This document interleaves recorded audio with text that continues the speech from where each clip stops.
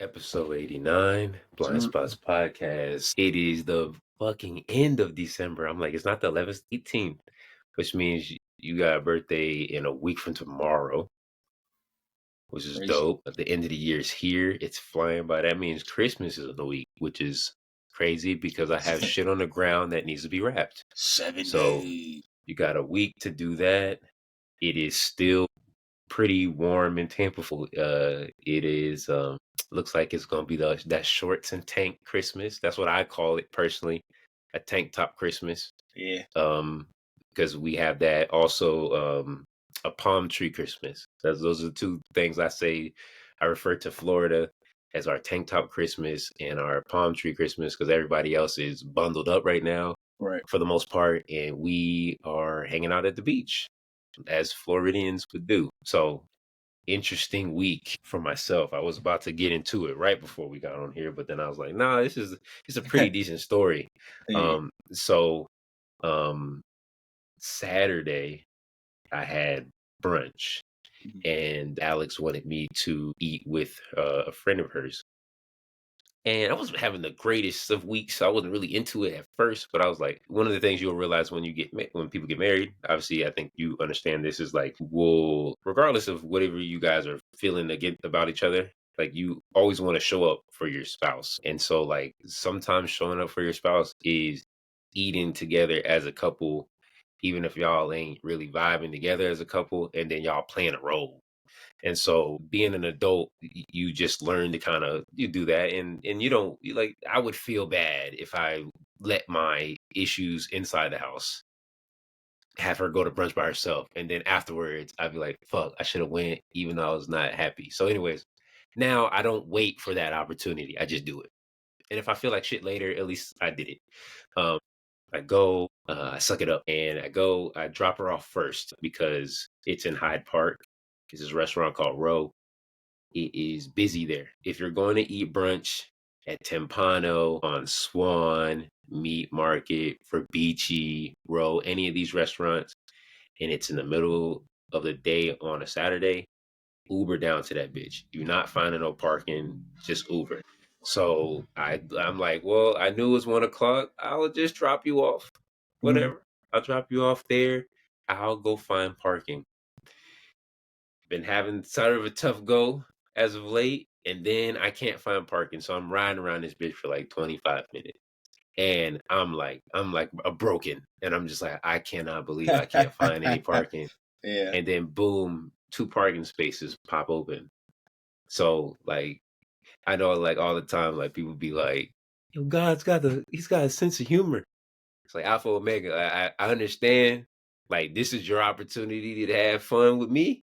Not really feeling it today. Like I'm gonna be completely honest with you. Not funny. I just rather you had.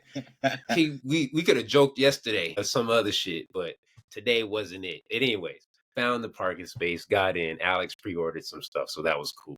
Didn't have to wait very long. Now, family, 2 white people and white kid, and they're with us, 2 black people. And I promise, guys, I am as tolerant as I can be. But inevitably, when I get around certain walks of life, I turn to, maybe a little Umar-esque. Yeah. So like I'm like hypersensitive to everything. Like you might as well see me with the kufi on. I'm Yeah. like, I dare you to say something that even remotely sounds. It And happens. Alex, she looks at me all the time when she hears it.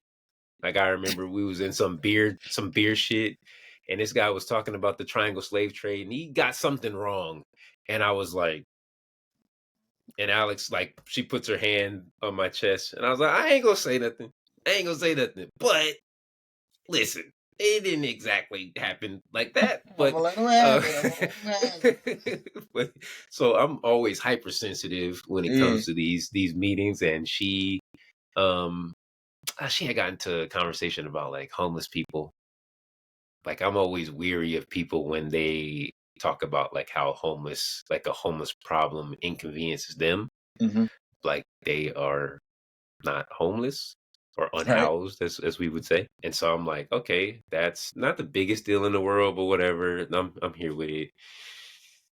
And then you can kind of tell when you be out with couples too. This is another thing for you guys. When you be out with couples, you can kind of tell, have a sense on who of the couples is the one that has to be like the one to check the other one. And Yeah. not like on some crazy shit, just like clarify certain things. And like you could tell the dude was that guy to her. And she Okay. might be a little bit loose with the language at times. Yeah. And he comes through and just kind of Pulls through. clarifies certain things and, you know, keeps it like don't get the wrong idea, even if they're on the same shit at home. And so she Yeah. had a couple of those moments and him having to clarify. And I'm like, okay, so even he knows that she's a little bit unhinged at times. Bam. Yeah. Then we leave, everything was fine. Goes back to work. Alex goes back to work yesterday because she works on home every other day in the office. So Monday she's at home, Tuesday she's in the office. She sends me a text and she says, I saw today, that's the lady's name. And she said you were adorable. She said you look like Wesley Snipes. And I was like, one, thank you for saying I'm adorable, but two, that's racist. Like, you can't, you can't. I sent the emoji, like the little kid, the black kid, like that's racist. Like I'm like, and like some things. By the way, this is one of those things where Alex doesn't like. Sometimes she doesn't understand like microaggressions, and like I easily understand where it could go over someone's head. But like this one was like way too egregious. Like this would be for black women, like asking to touch your hair. Like that would be like the same kind of like, whoa, Yeah. bitch, I ain't no pet. Like, don't pet me. You know what I'm saying? Like, so Yeah. how aggressive that is, that's what this is. The more aggressive side of microaggression. And so now I'm having fun with it. Because I'm like, all right, well, I already know who she is. So I would be and she was also talking about a coworker, an old coworker. And I'm just like, hey, I would be careful about her because if she's that comfortable talking about that coworker, she probably talking about you, to be honest. So there's that. Now it sounds like my parents. Um 100%. and so now I'm having fun with it. I'm like, okay, okay, white lady. Your references though. There's like it's mad like popping black niggas routes right now. Like you didn't say I look like Sterling K. Brown. You ain't say I look like Idris Elba. You ain't say I look Mm, like Damson. You went straight to like the most inactive of inactive niggas. And that's when I was like, you just chose just an arbitrary dark-skinned dark black skinned black guy. actor, Yeah. but Okay. Okay. the Okay. same one that's always used when referring to the color of someone's skin, which is like even the height of OG racism. Yeah. Like there's certain things that we've updated the software on. It would be like if like you remember when they were like mimicking the VP Kamala Harris and they were like giving her like the mammy talk and like shit like that, and it was like she don't even. First of all, she doesn't sound like that. She's from California. You know what I'm saying? Like she's not a Southern black lady. Like she's from California. Number one, and then number two, oh, you haven't updated the software on how black people talk because we don't talk like that. We haven't actually talked like that in maybe 100 years. Like, like if you started talking like Snoop Dogg, I might give you the pass because they both from California, even though she don't sound like that. She's from Yeah. North, he's from South. You know what I'm saying? But yeah, so I'm having fun with it. Like, yeah, I don't look like them niggas, but I also don't look like him either. I don't look anything more like them than I like him. And so I was just like, yeah, old Sometimes middle-aged white people, white you gotta ladies. toy with them. Sometimes you gotta either toy with them or toy with the people that brought them to you. Oh yeah. like somebody's gonna get this. And she and Alex knows better because she knows I don't care. Yeah, I'll just be like, oh, that's what you think. Like I was like, that would be like me saying that she looks like Jennifer Coolidge, just two goofy looking white bitches. Like that's literally like that's all. And so then I would send the message back with Alex, but she would not give that. Like, oh yeah, your friend was adorable. Tell her that her husband looked like Jason Segel, and she looks like Jennifer Coolidge. Beautiful couple, but I don't know. That was my weekend. Well, that yeah. was Saturday. Then Alex's birthday. Happy We birthday to the went. wife for sure. Yeah, we went to Pont, which is a restaurant in Midtown. Parking was not bad there because I just valeted. They have these cool things now where you can just pay for the valet on an app, which is like, or like on the phone, which if you can pay So you ain't anything on gotta the have phone, you ain't gotta worry about getting cash and and minimizing the interaction with people. It's like that's kind of where I'm at right now. Like, how can I minimize the interaction with just send my car up, leave the keys in the cup holder. I paid on the app. I tipped on the app. Yeah. Don't Now, talk to me. run me my peppermint too. Yeah, Put me a little peppermint that's on it. my seat. Yeah, Um, so we went there and she had her dinner and then that was good. And then we went to the dessert room afterwards at Burns, which you can just get a reservation just for the dessert room. We had a toffee cheesecake. amazing Once again, all the shit that she wanted. And now that was the big thing. Like, let me get her birthday out of the way. Because for that sure. means officially the year is over. I already did Christmas shopping months ago. So now the year is done. Now we're just locked in on January. Boom. Now for the week for you, because obviously I was long winded, but the week for yourself. I Uh, mean, bro, I'm not up to nothing. I'm trying to make sure I get to the end of the year, bro. That's really it. Is lining for up you, it's everything. your birthday and then the end of the year. Yeah, yeah, and like Christmas is always like end of the year is always time for reflection. Time for like it's just reflection time. Time for sitting down, being with yourself, and trying to figure out what you did right and wrong in the previous year and what you want to do for the following year. So that's kind of the space that I've been in. It's just trying to like reflect and then figure out what skills that I gain that I want to take with me into the next year, and what skills are outdated and need to be kind of reprogrammed or just completely moved out of the way for the upcoming year. I think Saturday we got me and the wife have penciled in a budget meeting to figure out, what Nice. I'm saying, what our financial goals are going to be like, and kind of what it's going to look like to reach those, plan out any vacations, all that type of stuff, and like kind of get that out of the way. Because I don't think we're really trying to go on like a vacation for real until like the summertime anyway. So it's like if we plan it now, we can have it paid for in April.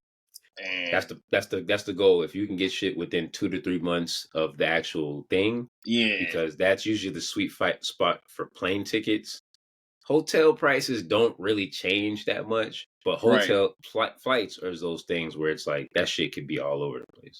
exactly. So it's just trying to like map out what the year's gonna look like. Like we usually take that time to map that out personally for ourselves first, and then we bring it to each other, later on, and we figure out what things we're going to be able to do together. And really, you're going to have to do it all together. So it's kind of just like molding that, and making it make sense. But I think it always starts good from a place of like, what can we do? Like just a lot of times, Collectively. I know for me, a lot of times my provider brain takes over, and then I'll start cutting stuff off For of yourself yeah, to help with so I everybody can make else. sure that everybody else does it. It's like kind of like we were talking about on Twitter. We were talking about D Wade and the Heat and him, ultimately leaving the Heat for those 2 years and then coming back.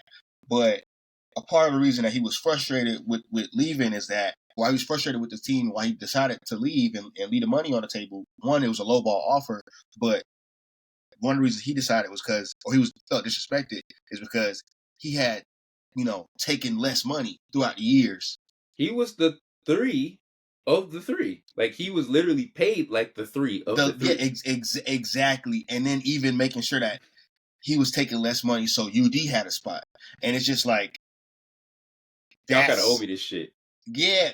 So I'm trying to make sure that I don't do that to myself in my marriage and like kind of reallocate things like or like shift my expectations before I need to.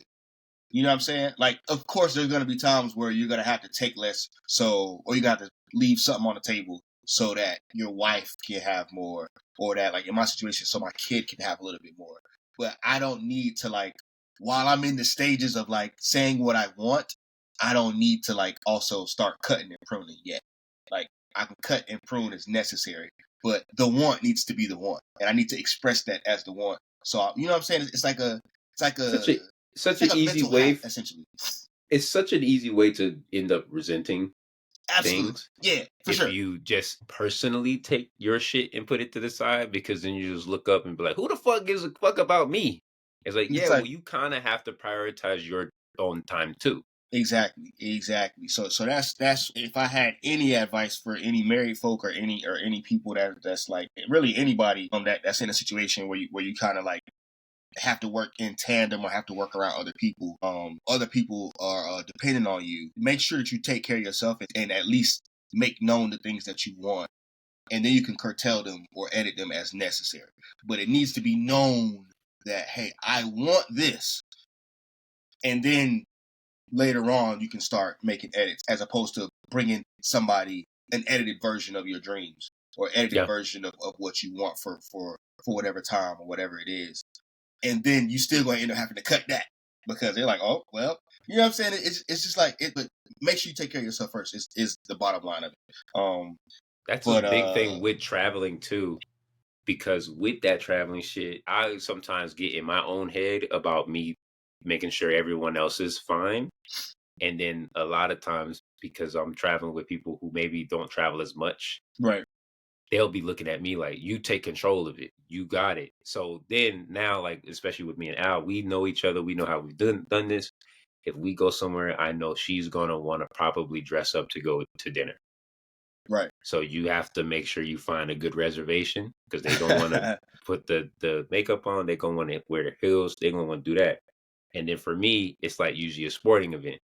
So it's like, all right, you got the dinner, I got the sporting event, or something like that. She's got the museum. That's a big thing for her. right, So you'll see, like, we go to New York. Should we go to the MoMA? We go to the Knicks game. Like it's simple. In Chicago, we go to the Whitley, we go to Deuce Sable, we go to the Bulls game. We got these different things set up. So now everybody's kind of getting something they want. And then for me, like I just like the air outside of Florida. Honestly, that's enough for me. I don't even have to really do shit that much anymore. Like just yeah. getting in a different airport, taking public transportation, eating food off the street. Like I'm very low maintenance. Al's gonna want to like do the foodie shit and take the pictures and get on top of high shit and look down at it and stuff like that. And that's fine. Yeah. Whatever makes her happy on that, I already got my stuff. I already got to see the United Center. So I'm good. And real quick, you said something also earlier about like you might be having a riff with your partner, but you still gotta like show that unified front and just go to the Yeah. brunch essentially. Yeah, show up. You still gotta show up, and I think that's a very important it's a very important thing to do, and it's a very important skill or act like that. That is a very important for your relationship. It's mature. That's the real maturity. Like when you could put y'all beef to the side because I can't send her by herself. Yeah, no, It's a couple on that side of the table with a family and her by herself on this side. I'd have felt like a piece of shit if I did that. yeah. So it's like those things you have to be able to do that not only so you don't feel like a piece of shit, but because it will also cause an issue later on. If you know what I'm saying, like that's a part of like the like crisis management that people don't talk about that goes into marriage or The making a marriage. Like preemptive crisis management, like we're literally, ahead of time. it's like if you don't want this to turn into something that is not or be bigger than what it is, you have to still do maintenance on your relationship or still do like the things that you said you were gonna do. Like you Yep. still have to make good on your commitments or your duties as a husband, even when or wife, even when y'all are like having those riffs. That's uh word of advice for everybody out there. Like That was hard for me it's to another bronze life hack. that was hard for me. That's something I had to learn like within the last 2 or 3 years. Like that was something where it's like, because I'm so quick to just if I don't like it, I'm throwing the whole thing away. Like I don't like fuck me. I'm not about to. No, if that's how you feel about it, I'm not doing. No, uh, you figure it out yourself now. And so yeah, now it's just like it it's ends not. up being something bigger. Yeah, And it's when it's never bigger now, conducive. you no. And then at the end of the day, realistically, what are we talking about? I went to go to eat brunch and I had some decent food. I had to navigate the streets a little bit more than I would have wanted to, Yeah, but at the end of the day, I could have sat at home and made my breakfast and didn't, show up and stuff like that. And then I think at the end of the day, like, too, with that, whatever the issue was, a lot of times it could be fixed by that. Like it could be fixed by just you showing up. And then like it's like then everybody cool heads prevail, and it's like, man, we shouldn't have even been fighting about that shit anyways. Like Bingo. this, and so now we're really really past that, and I just don't like being mad. Like Yeah, all it does is make my forehead hurt, and more like energy than necessary. Following through on your word and your commitments and your responsibilities when it's easy to be like, man, fuck it. It's like it's creating an opportunity to make peace. And that's kind of always where you want to live at. Like you want to make sure that there's always like a through line to where, hey, if we really want it, if we can piece it up, we can always piece it up. You know what I'm saying? Like that's 4 years in. I'll be 5 years in next year. That's what I say is a very important thing to make sure that you're doing. It's like just always make sure that there's always an opportunity. If y'all say y'all's gonna watch the Netflix movie, or especially when it comes down to like, you know, going out together and doing events together and making sure that you're not leaving her out there by herself. Yeah, you need to do that. If you were gonna cook dinner anyway, you can't now just be like, well, I'm just gonna grab something, man. Fuck it. I ain't got time to cook like this. unless you gonna grab something for her. Unless Like unless when you out to grab something, you say, hey, I'm just out at Chipotle, bro. Do you want something? Like you yeah, gotta, you know what I'm saying? Like those are the things that you gotta make sure that you, however you want to do it, you need to leave that room for peace. yeah. Yeah, my wife, so she's good at. She'll just bring M&Ms back. She'll just bring peanut M&Ms back. Like that's how that's how I know that she knows that she fucked something up. Like I'll just see a big bag, like the one with the Ziploc joint. Oh yeah, Like oh yeah, very good, very good. if I see that sitting there, I'm like, all right, hey, I get hey, it. with the price of groceries, nigga. Yeah, because she knows that's like even with me being as healthy and cutting weight right now as I can. Yeah. I'm gonna do a handful of M&Ms and be shaking them shits like Oh, old for dude. sure, for sure. I'm gonna walk past that bag and do a handful. I don't even remember what I was mad about while I'm popping these peanut M's. Like it Oh, wasn't shit, we even got never that M&Ms. serious. Oh shit, we Yeah, got M&Ms. I turned Yeah. to I turned to 7 that fast. Yeah, you need those, man. You definitely need those. I guess the quick news, weekend stuff. Everybody's going crazy over this Chloe Bailey and Burna Boy situation because I guess she looked like she was Lost in the sauce. yeah. She with the Said, Africans. That's what they said. She with the Africans. So hey, shout out to, you know what? The craziest flex isn't he from Nigeria? Is that I where he don't. was at? Yeah, Nigeria? He was yeah. in he had her in the continent in the motherland. Oh yeah, for sure. Like so like I ain't gonna hold you. Like in my younger days, I would have thought like there's no way that I just meet you and you on a plane. But like if I was rich and single today, why not have the 48-hour relationship? Like there's probably nothing doper than just flying her to Africa and have her in a club lost so you know what was happening afterwards or what happened before it. You feel Not me? not that And then she you eat, cares. yeah, and then you get good food. Not that she cares. That isn't. That's probably one of the best ads a guy can get.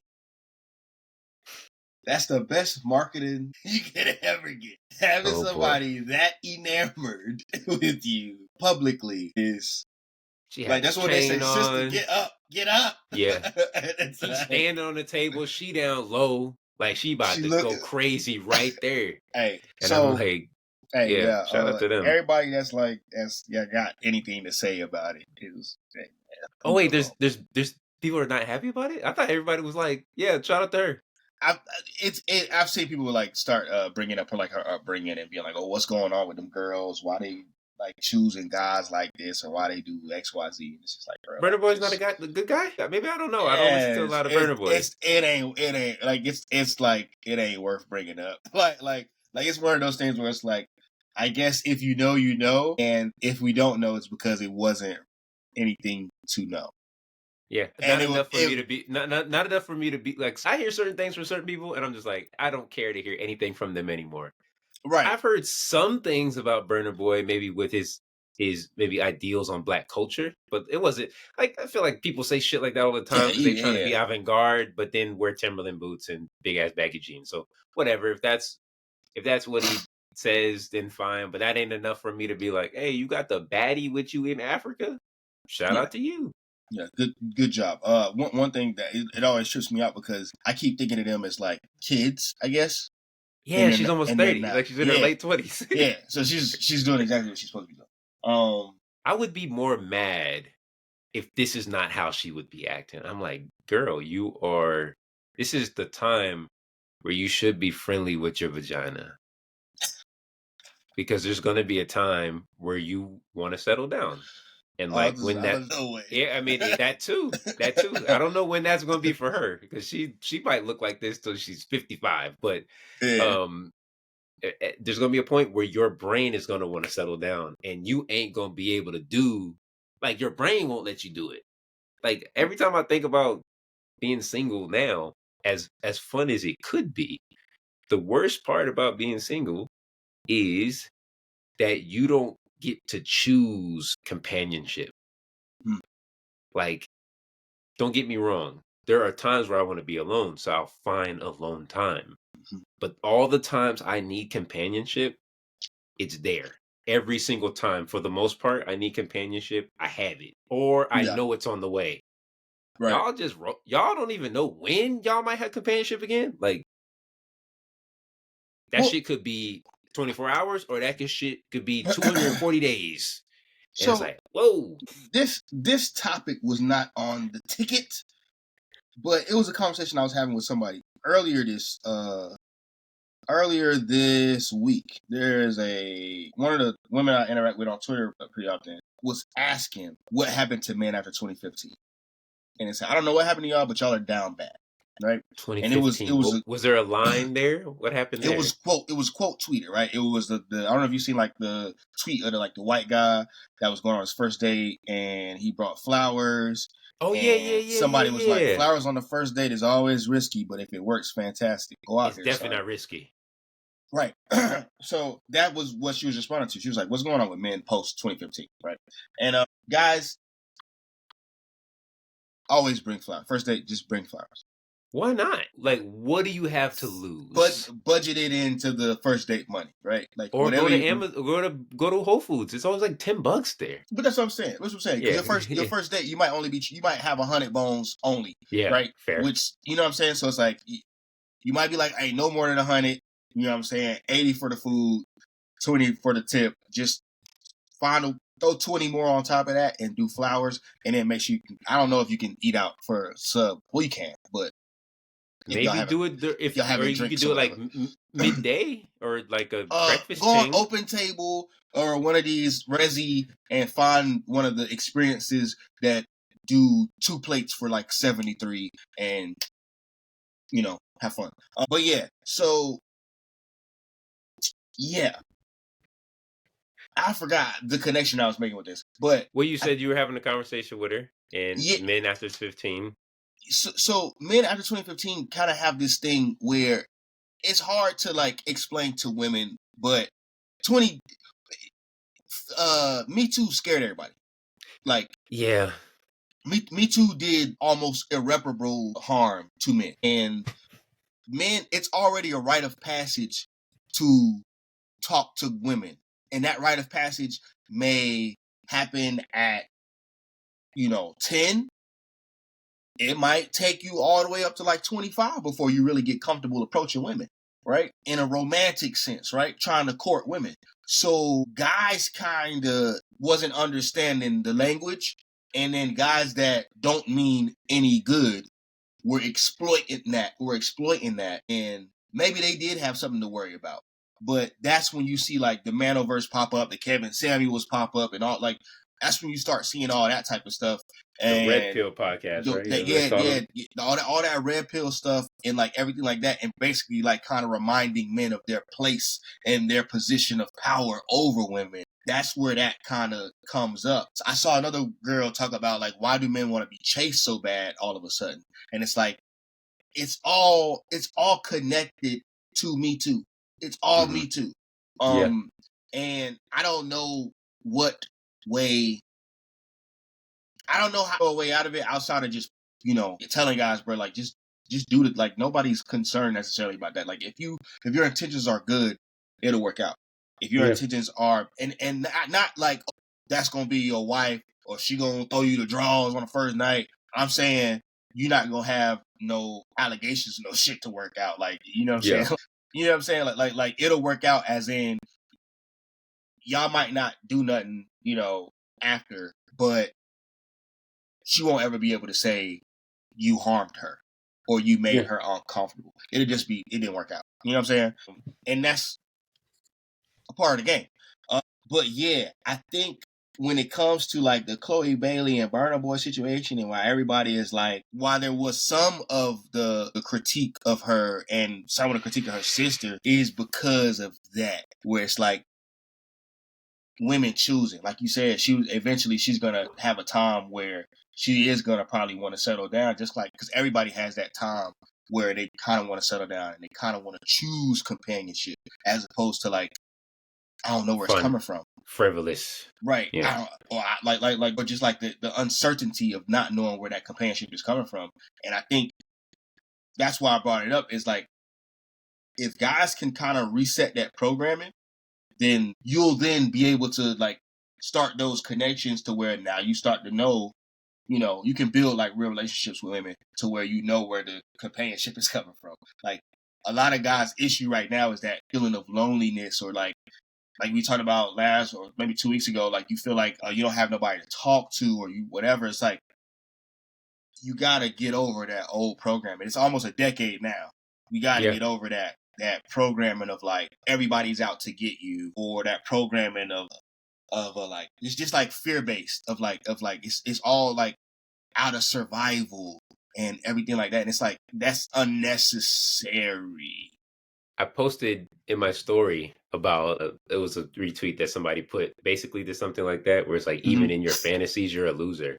And it's like that's that fear-based shit cuz like honestly one of the things that I've realized from being in a relationship for so long is that people are inevitably going to look at any type of relationship whether or not you're doing it on a purpose. It's transactional, right?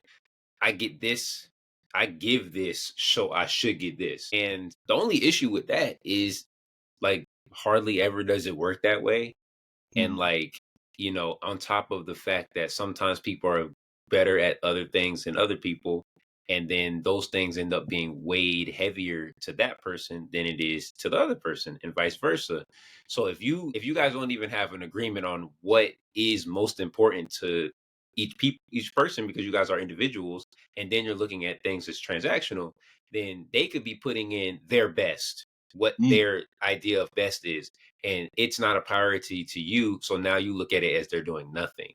And then Mm-hmm. you're giving your best or what your idea of best is. And they also, in turn, don't value it quite in the same way you do. And so now everybody is, and then on top of it, everybody's afraid to like be honest and say, like, this is what I need from you. This is a non negotiable. And then this person says, this is what I need. They're afraid to do that. And then they're also afraid to be abandoned. Like it just took so long for us to just Mm-hmm. come up with this little bit of energy just to kind of agree to it. And I think men think that women don't have those same thoughts.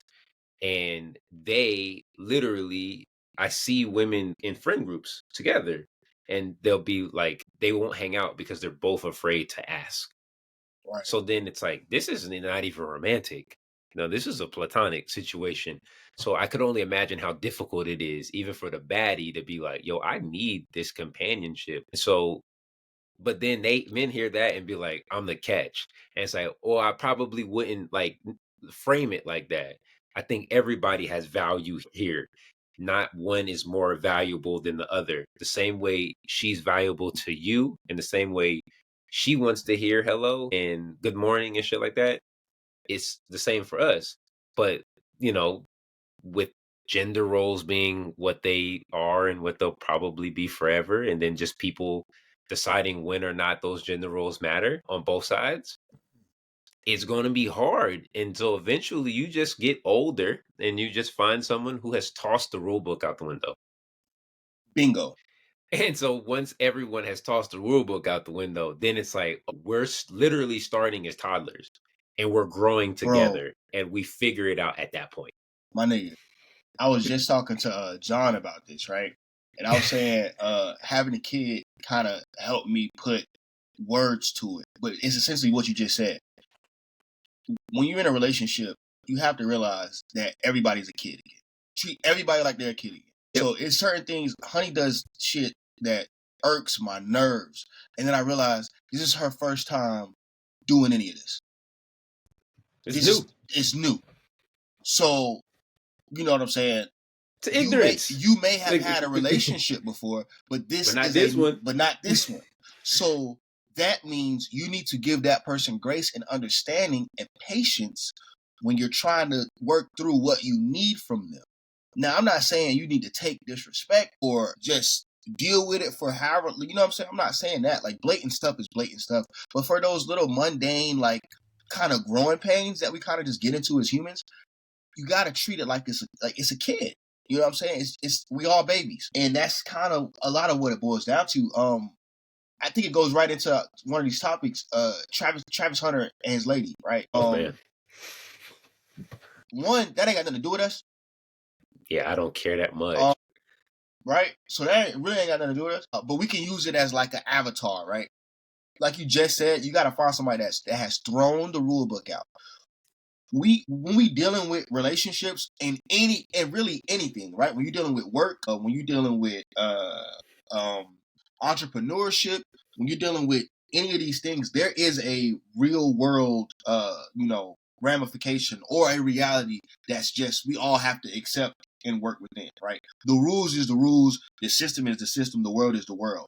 We have ideals for what we want the world to be, but a lot of times we get hit over the head with what it is. In your own personal, interpersonal relationships, however you deal with stuff, there is no rule book.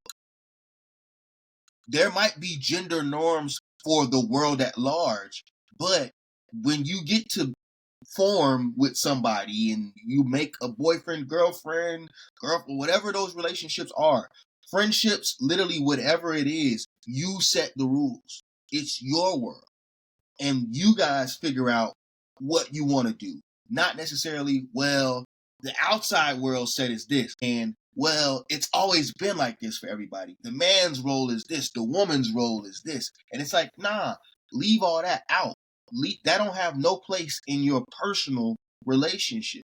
So that's one of the ways that you can, like, kind of, once again, kind of hack your mind into, like, I guess, it's not even. It's just one of those things you gotta be able to reset and reprogram. The same thing you talked about with Shawty that was making the Wesley Snipes commentary. Like, bruh, we not even operating like that's old references. Like, that's not even. You gotta update something. You know what I'm saying? Racism. You gotta update that. You know what I'm saying? So it's just like those are the things that you gotta figure out and you gotta update and you gotta toss that rule book out when it comes to your own interpersonal dealings. In terms of Travis Hunter and them and his lady, yeah, man, she's drawn higher and they are bringing up this girl's past and she may have been a stripper, had an OnlyFans, and she said she was just bartending, but you can't be a bartender or a bottle girl until you're 21. Like clubs really respect, like clubs respect rules anyway. Like, what are we talking about? How old is she now? I don't know. 23? They all in college, so it's like okay. Like, you know, like what are we doing? Yeah. Like we all know that those people don't respect those rules anyway. So that's not like a gotcha moment. It's not a hard line. If she had an OnlyFans, it's one of those things just like, bro, it's 2020. I'm gonna keep it real with most of y'all niggas. After 2020, they got OnlyFans. I'm gonna keep it real with a lot of you guys. The same way y'all did Shorty, like when y'all do what y'all do, and the same shit that y'all into, like she was into, like, do you think that it stopped there? Like they're all into the same shit. And as soon as you stop putting these women on that particular pristine pedestal, and not to say that they shouldn't, but they are dirty dogs, just like you are a dirty dog. And everybody likes to roll around in the mud from time to time.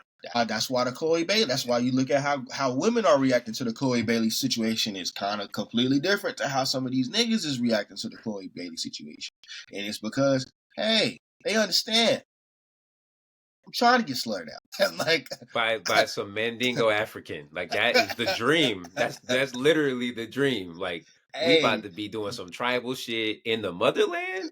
do Oh, y'all come on. What happens here stays here. run it back to Eddie Murphy, Umfufu, and like and like Stella got her groove back by some Jamaican on a beach, and he started swinging the microphone around, and he was like he's swinging his dick, and it's like, bruh, the same way white women got them freaking Fabio books that used to be in the magazine section of Publix, and you used to see them. Or the Mandingo books. Oh, and they got them, man. They got them fantasies. All the girls that we know that like to read grew up reading Zane and all this. Like they grew up reading all the erotic novels. They was on that type of while we was literally we had to see it. Like we was watching porn. We had to see it. They were imagining these things. Yeah. They were reading it and being like, it's like, nigga, that's a different level. All right. I still can't just imagine some shit for real. Like I still need an aid. So yeah, nah, man. Like you gotta understand, hey, bro, I'm not on the whole it's just your turn wave, right? Cause like if No, that's your that's lady, right? yeah. But And why are you thinking about the pe- next time and the people time before got that? people got past. It's fine. Like it's fine. It's like the first time you realize like how you got here. Like, oh Yeah. well, all right. I don't remember when And Honey was conceived. I'm gonna keep it a bean. I don't and remember. We was and just that's kicking tough. And that's tough too because like your mom, your parents are those same people that's into those same things. Like Yeah, so unfortunately, like even your sweet mom that we think of as this beautiful, whoever we you ain't look gotta at talk your about mom, yeah, it. it's on the same wave. So unfortunately, they all are this way, and it's natural that all of It's the girls we natural, know. man. But you should, but I think you guys should probably just, especially the gentlemen who are afraid and think that they shouldn't be on that. Why not just go find it? Like I always was confused by this. Like I do not want to repress any of y'all sexually. Hell no. Why would I want that? That sounds like Bad time for me. sounds like counterproductivity. Yeah. Like, I'm yeah. I'm encouraging Once that whole again, shit. I was talking to Tyree about this. And I saw some video and I was like, yeah, they might be a little too freaked out for me. And it's like, that's good. That's a good place to be. They more freaked out Yeah, than me. That means I'm probably gonna end up doing some stuff. Well, I ain't gonna end up doing some stuff, but if I ever choose to, it'd be on the table because they more freaked out than me. Like it's certain yeah. things I don't even like. I I know where I the got cap is at. yeah, Yeah, I know yeah. where the cap is at. There is a cap, but still, it's like whatever. Hey You man, get hey, it's best that they kind of. as long as everybody's safe. You gotta realize, bro, a generation before us, once again, and this is how this communication works.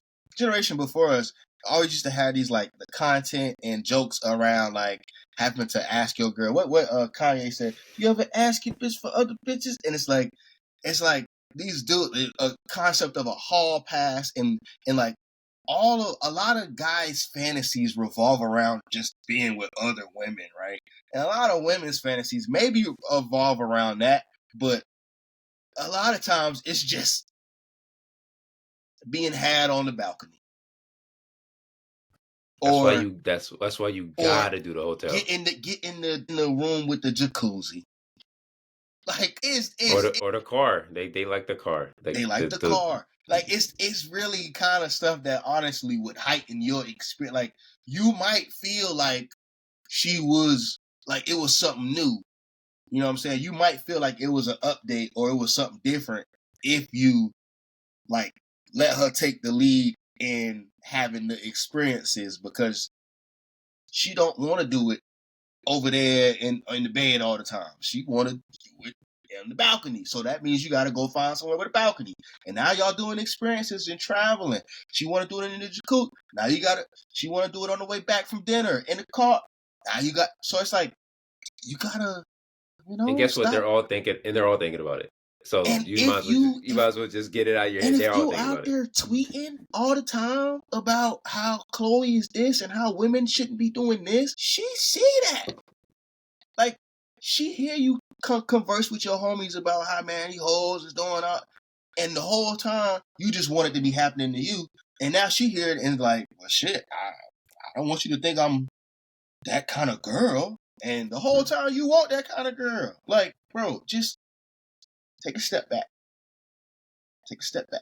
You could have it in the crib. Like, you don't have to go find it. You could have that in the crib. Just stop shitting on women that be out here busting it open. And maybe your girl might take some of the butts of. We all got the same algorithm.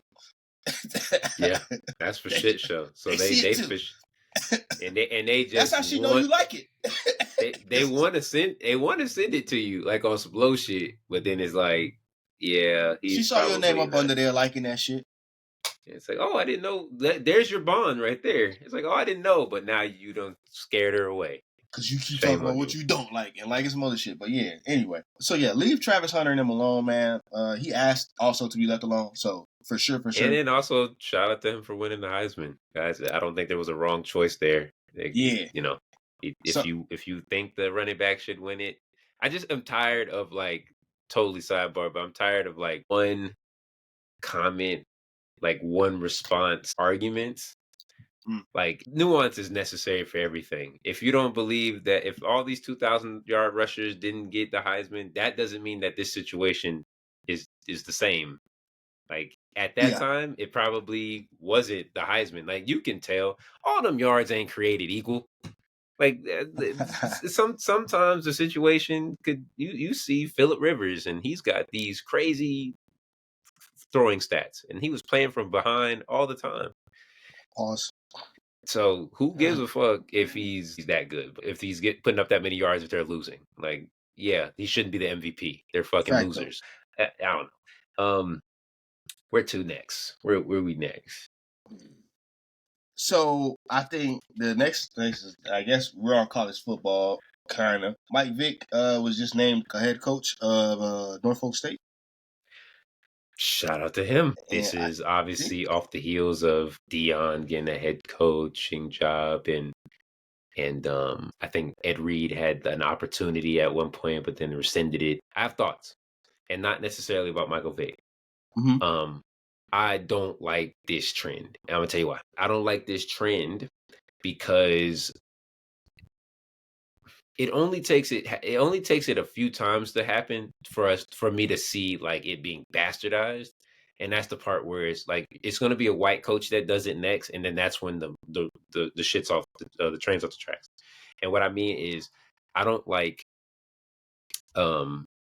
people who have not coached, who have not cut their teeth in coaching, jump straight to an HBCU to coach because that they know that that's going to be their opportunity into a Power 5 or Power 4 now. And so that seems to be what is happening at this point. Like, people are skipping the line on shit because the only people that are willing to give them head coaching jobs are HBCUs, because they really are trying to parlay this into a big time college football job. And I was talking to somebody online earlier in the week about Deion's. I wasn't really talking. I sent one message, but it was about criticism for Deion. And like, that was the one critique where it's like, hey man, God told you to go to Jackson State, and then God told you to go to Colorado, but you left what happened at Jackson State while also being like, I'm the savior of this shit and all this other shit. And it's like, hey man, you're not, if a white coach did this, we would be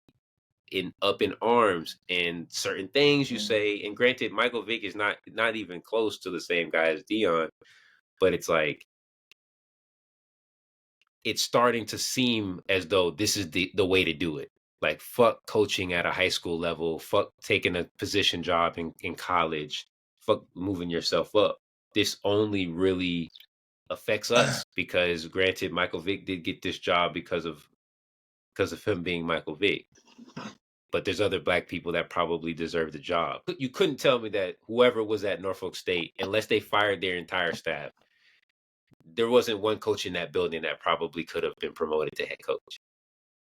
That just feels a little weird. But I mean, outside of that, I hadn't yet thought about the reality of that. Right? I only thought about, we got another black head ex-player, black head coach at a HBCU. This will be good for HBCUs. And then that's why I was looking down. Because I was like, wait, what happened to Jackson State? Because we kind of just like moved on. It's been this what 2 seasons now, and we And they kind won a of bowl game, to be fair. So they did win a bowl game. They're still pretty good, but we don't but talk about them the as much. universe, but it's like from the Yeah. standpoint of, on one hand, the former owner of the Bucks, the NBA Bucks, is talking about ownership over college teams, or like majority ownership stake over college teams now because of NIL, and how that would look as far as funding for the school, and how a lot of these programs, they generate income, right? Which is why you have to pay the players. But that money then gets funneled through the rest of the athletics department and through the rest of the school. Yeah. And Like ownership, sports that don't generate revenue, like golf or tennis, or like stuff like that, swimming, shit like that. that still are viable and pathways for kids to get scholarships and You get higher need those education. programs so you can have diversity in your school. Like, we need them here. You You know, said the magic word that would not Yeah. supposed to say that word no Oh my more. It's bad. Trump's Strike that from America. the tape. But yeah, you have to deal with the reality that these people are looking at, because these players are making money now. Now they're looking at ways that they can make profit in a way that's going to take from the school. And I say all that to say Jackson State may have had a winning season, but their financial department is still reeling from that departure. And like you said, man's made it a mission from God, right? And it's just like, we in a situation now, for sure, more than ever, that we need to be bolstering our own institutions. So if he's gonna stay for a long enough time, more power to you. You stay for 2-3 years and go to a Power Four, it's like, bro, I don't like that, and it Yeah, can't be a trend. that's We nasty work. gotta So, nip that in the bud ASAP, because a white coach will do it. I promise you, it will happen. It will and happen. then will Andrew Schultz you and be like, Mike Vick did it. Yeah. Dion did it. You guys don't care about people coming up here and then leaving in a couple of years. Like you said, 100%, I agree with you 100%. Like, that's the take. It's amazing that he's there, and that these kids are gonna get to learn up under him. Hopefully, he has kind of fine-tuned how he wants to, do these things. But hopefully, he also is actually committed to that program and to the school in a way that is going to be beneficial long term, and not just Yeah. in a way that's going to springboard his next gig. The thing that makes me feel positive about it is in his backyard. Like Right. that's where he's from. So like it doesn't feel as much of it feels more like Teddy Bridgewater going back to Miami and coaching high school. Like, I've made all my money in the league. I just literally am so passionate about kids, and I'm not doing it for the money. Um and I don't know what Mike Vick's situation is. I know he's back with Nike, so I'm pretty sure he's fine on money. Right. I'm pretty sure he's cool. But and like I said, he does feel like a different guy from Dion. Even though this year, I will say, as critical as I've been on Deion Sanders, this year he's kind of took a step back from it, where he just kind of made it more about the players and less about Dion, which is beautiful because that's what's going to happen. But if he leaves Colorado after these guys leave, I don't know if I have anything nice to say, because all three of those guys are going to leave and go to the draft this year. He still could recruit fine. I'm sure he will have no issues recruiting. It already looks like they're flipping big guys, but he's got to spend some time there, because then it's going to become a trend. And shit, you saw how everybody felt about JJ Redick, like seemingly skipping the line and going straight to Lakers head coaching job.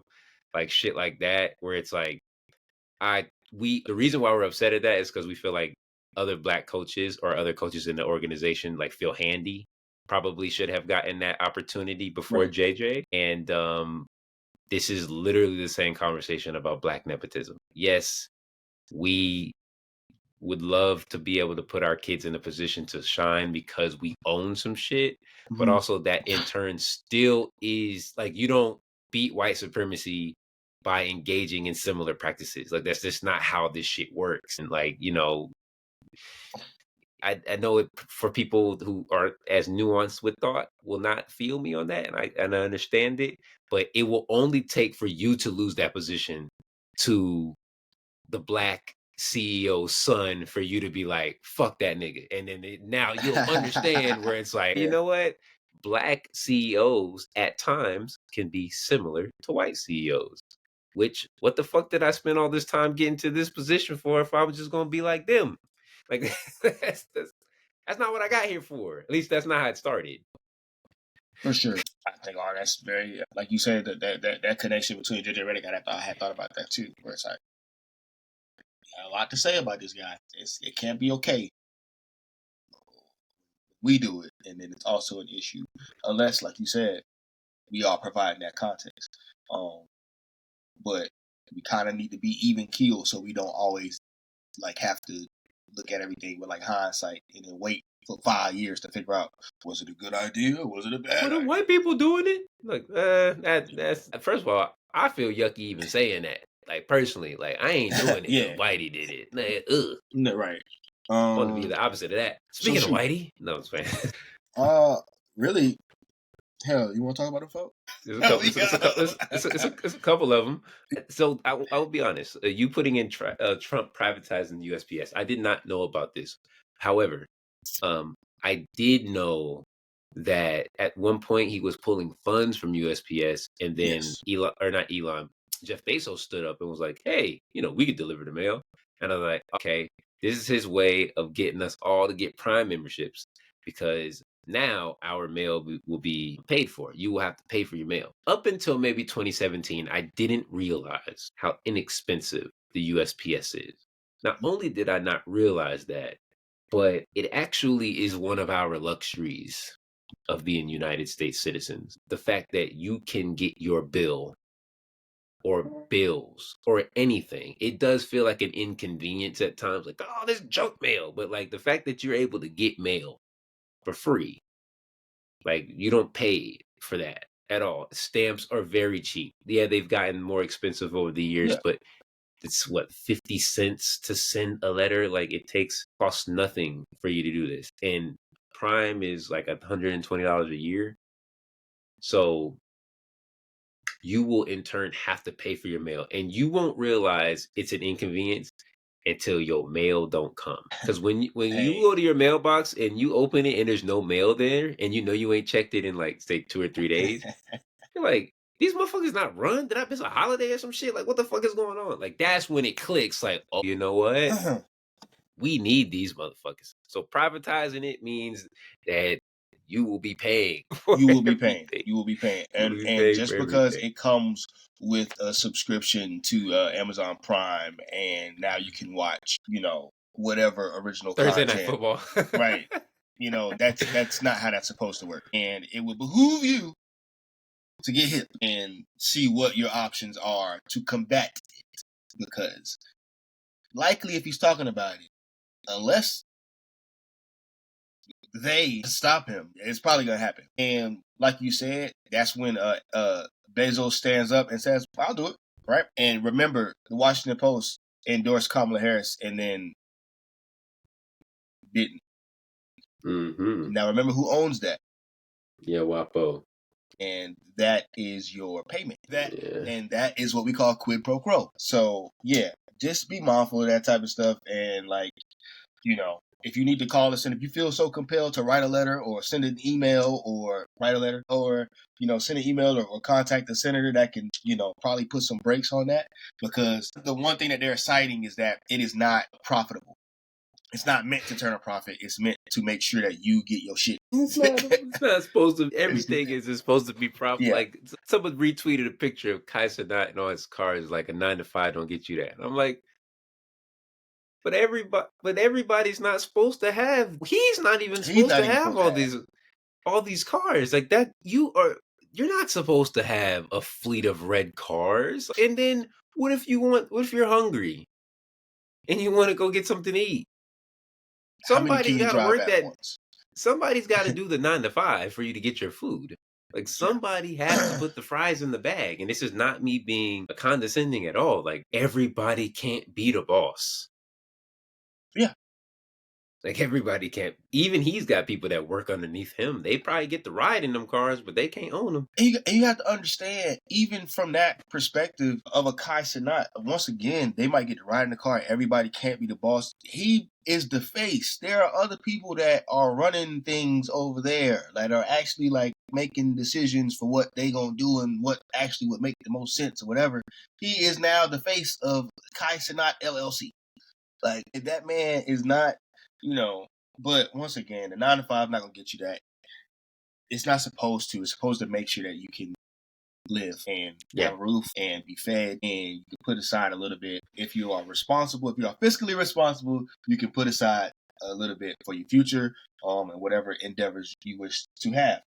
But you won't do that paying for USPS, goddammit. Like you won't. If they go ahead and start cutting shit that we use and need, and now if you won't, now of course you can always get a discount by just switching to email and going digital. You can. Yeah, go paperless. But some of them things is not paperless. Some of them joints is not. They just not ever gonna be paperless. Yeah, and then think about when you want to send that letter and you got to go to a UPS store to do it.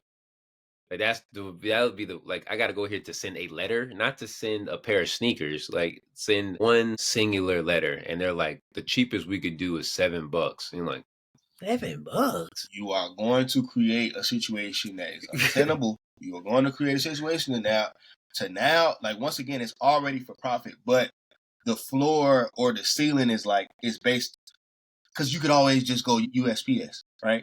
So now they still have to compete with how low USPS is. And then on top of just eliminating so many jobs. Once it like good government jobs, good good government jobs, y'all, like secure jobs. That's one of the hardest places to get into. Not because it is just super competitive or whatever. It's because it's secure. You Nobody get a leaves post office that job. You're not leaving because that you're gonna get nice. You're gonna get good pay. It's gonna be on time, and you can stay there for the duration of your like. So once again, guys, it's more to it. It's always more to it than just, well, they ain't talked to this group of people, or I feel like they wouldn't. Because now here we are, and something that was not promised on the campaign trail is now being offered. And the thing that was being promised on the campaign trail has been reneged upon already. The grocery, he already said the groceries not coming down. She had a plan to get the groceries back down because it was proven that the groceries were only up to maximize executive profits. And to make sure that their salaries were getting beefed up. It wasn't a supply chain issue. It wasn't an energy issue. It was when there was those issues, we could just keep saying that we got those issues and just keep it. There haven't been any supply chain issues in the last 3 years. It's not a thing anymore. Yeah, because so the prices could have went back down already.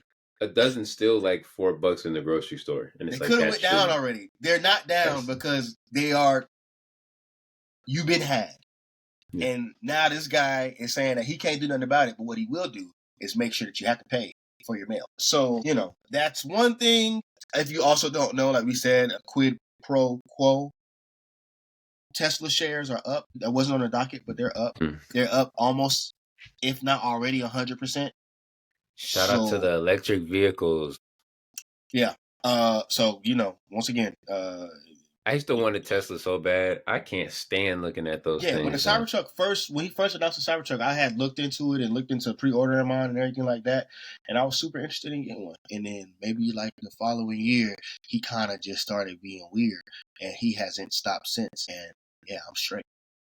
And now his mom thinks that you should not have any fun and just have babies. Like, have fun with your babies, Pat. Don't go see my nigga Denzel Washington movies in the theater. Just have fun with Honey all day, every day. Fuck the movie theater. Honey is all the incitement you need in your life. It's so wild to me that the people, once again, the red pill community, right, that have taken some shit that I love, have bastardized the Matrix. But the red pill community has now endorsed candidates and put candidates in place to run this country that literally want to turn you and your children into batteries.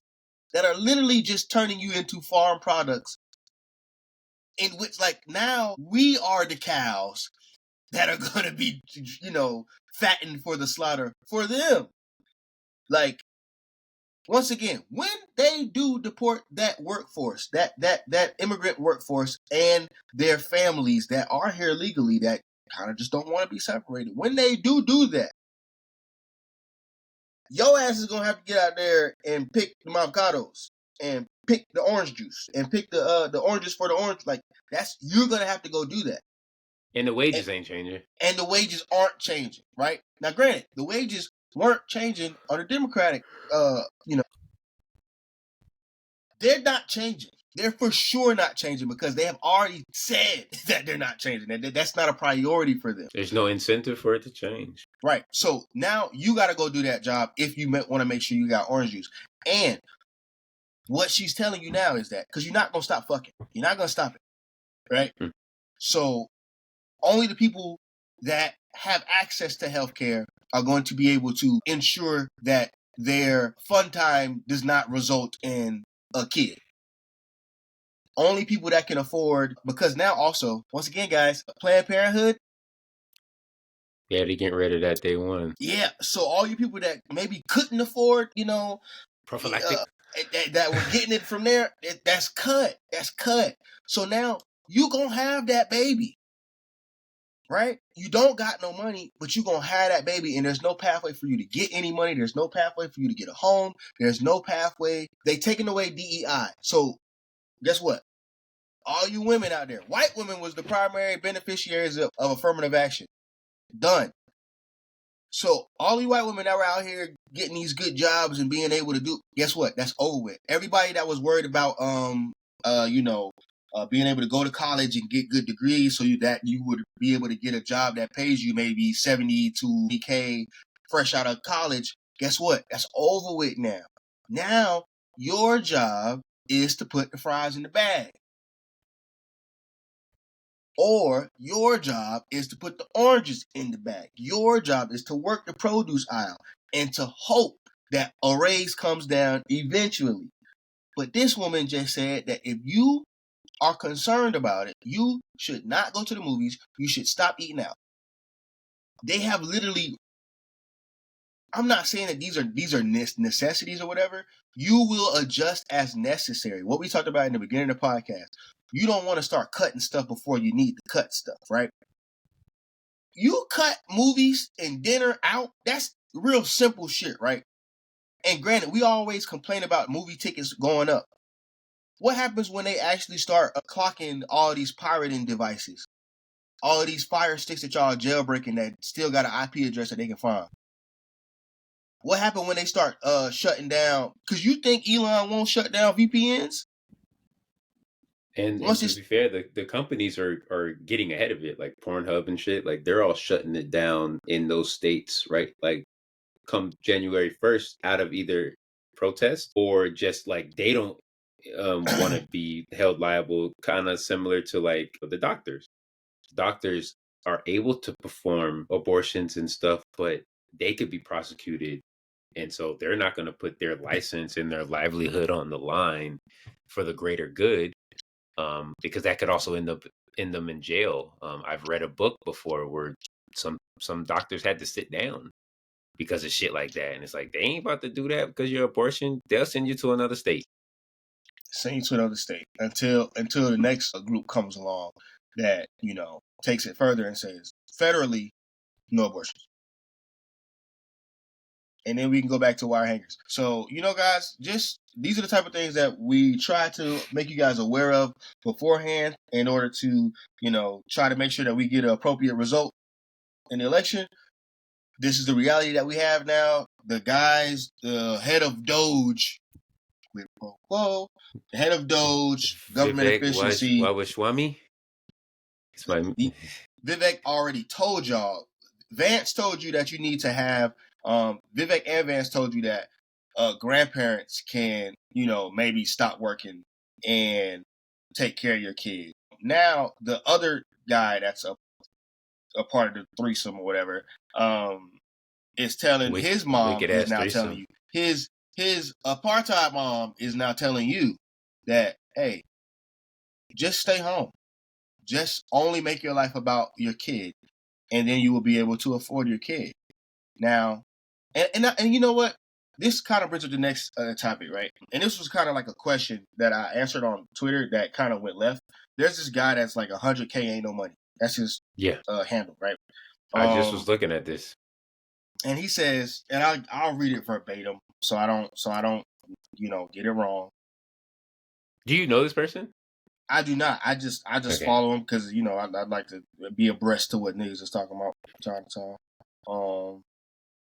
I saw that a few people I knew followed him. Not necessarily a bad follow. No. I saw a few. I saw a few people that I knew in the follows, and so I was like, "Oh, he must be a decent." Because the people that followed him weren't bad people. So I was like, "Okay, well, if they're following him, maybe he's not that bad." And now that I'm like digging, I'm like, maybe probably. But he says, "You never heard your grandfather crying about a wealth gap. Bro just said the rich get richer and the poor get poorer, and worked hard, saved money, and took care of his family the best he could. Man, the F up, right?" So to this, I replied to Alonzo Mourning, because it's a yes and no, right? Like, of course, my grandfather, born in like 1920, was not concerned with the wealth gap, right? Of course, Honey's granddad, born in 1962, is not necessarily concerned with the wealth gap. But there are other men who are grandfathers, who have been grandfathers, that were concerned with the wealth gap. And that is kind of how we have cities like Atlanta become these bastions of opportunity and these beacons of like black, unfortunately, elitism. Because Andrew Young, like Killer Mike likes to bring up, because it's true, right? Andrew Young made sure that when they were building that airport, that the jobs went, there's a certain amount of those jobs went to black contractors. Those contracts went to black builders. Those people started those companies. Those companies have now been in place for 50 to 60 years. Generational wealth. Somebody has to worry about the wage gap. Everybody does not have to worry about the wage gap. It is not beneficial for everybody to be worried about the wage gap. So they shouldn't all worry about it. But somebody got to worry about it. So then this man responds to me that, well, why? Because you need to be more concerned with Hispanic people out earning us. How did it go to don't worry about the wage gap, just work hard, save money, take care of your family, and worry about Hispanic people, to now you need to worry about out earning Spanish people? That is a wealth gap conversation, and not in the most xenophobic way. Like you've currently misdirected who you really like. One of the greatest things, by the way, that I always just am amazed at how white people did this. It's like they just tricked a bunch of other. All the points. They tricked a lot of white people into believing that they were not in the fucked up position, and niggas been saying, hey, you a few paychecks from being fucked up just like me. Like, I understand that you got that white skin and you think that the government is in your best interest, but actually they looking out for they rich homies. That's not you. And somehow they trickled that down to treating us that way. And now we doing all this fighting in these minority communities, and Martin Luther King is rolling in his motherfucking grave. He's like, you stupid motherfuckers. All of you guys are in fucked up positions. 90, like, that's why they call it the 1%. Because it's 1% of these motherfuckers is like, bitch, we don't care. And a bunch of you 99% ass niggas think that y'all 1% and y'all ain't. Y'all is not making, y'all are barely making 30K, not 300K. Like, what are we talking from about? The Birmingham jail, baby. Literally my favorite literature from Martin Luther King. Everybody loves to go through I Have a Dream. Nah, read that letter from Birmingham. He was getting some shit off in there. So he was angry. Again, he was not happy. What actually happens to a lot of these civil rights figures, especially if you think about maybe like the big two, Yeah. Definitely the big one. And if you think about what happened with Malcolm X. Malcolm X, but buddy from Chicago that was doing the Rainbow Oh, Coalition, Fred Hampton. Fred Hampton, right? When we Yes. think about what happened with these gentlemen, um, when their ire moved from white people, because it was never really white people, it was always just I'm trying to protect black people. But when it was like, wait, y'all really getting got too, That's when and I need that y'all to wake up as well. when the light bulb went off, and it was like, wait a second, they finished it. Like it was like, whoa, we get too close. Whoa, whoa, whoa, whoa, whoa, whoa, whoa, whoa. The same, and I know when Malcolm was like, when Malcolm went to Mecca and came back, it was like, actually, we need to address some other stuff. Yeah, I'm thinking it was some other shit, but actually, we alright over here.